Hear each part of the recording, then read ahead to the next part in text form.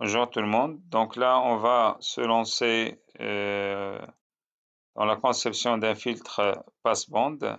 Donc cette fois-ci, ce sera ce filtre-là. Donc on aura besoin de 3 composants. Donc une résistance. Donc là, la résistance, elle est là. Donc là, une résistance, une inductance, ou plutôt une bobine d'inductance L1, voilà. Et puis là, on va prendre un condensateur en parallèle avec la bobine. Donc voilà. Et donc là, on va relier entre les différents composants de cette manière-là. Voilà. Là, je vais zoomer un petit peu. Là, je vais placer par la suite la masse, c'est là.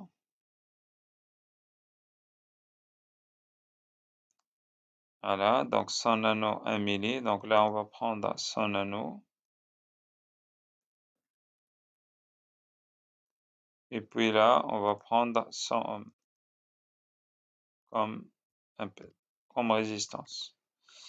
Et là, je vais prendre une tension à l'entrée. Donc c'est là, ça va être sinusoïdal bien sûr. Régime toujours harmonique.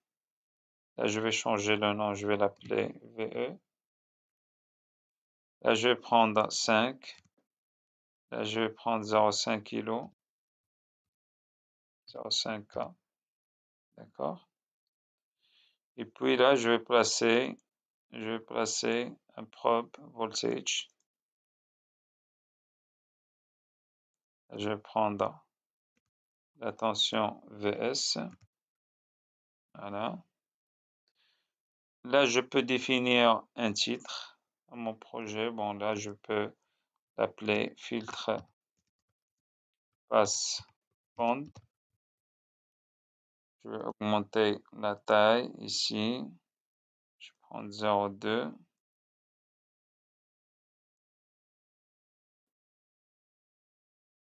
Voilà. Donc ça, c'est un filtre passe-bande. Et là, je vais placer graph mode, je vais placer la figure du gain en fonction de la fréquence. Voilà. Là, je vais glisser la tension VS, clic droit, IDS propriété, je vais définir la tension de référence. Et là, je vais prendre 100 pour augmenter le nombre de steps. Et là, je lance la simulation. Donc, on a bien regardé, donc on a bien un filtre passe-bande. Donc, la fréquence centrale à peu près ici, elle est autour de 15,7 kg. Regardez en bas ici. Et là, je peux descendre ici vers moins 3 dB pour déterminer la tension. Donc, regardez à peu près pour déterminer la fréquence, pardon. La fréquence F1, c'est 9,84 kg. Et puis, de l'autre côté, je vais déterminer, bien sûr, F2 pour pouvoir déterminer la largeur de bande passante. Donc, à peu près ici, 28,8 kHz. Donc, F2 moins F1, ça va me donner la bande passante à moins 3 décibels de ce filtre passe-bande. Et puis, si je veux calculer la bande relative, donc c'est F2 moins F1 divisé par la fréquence centrale. Donc, voilà.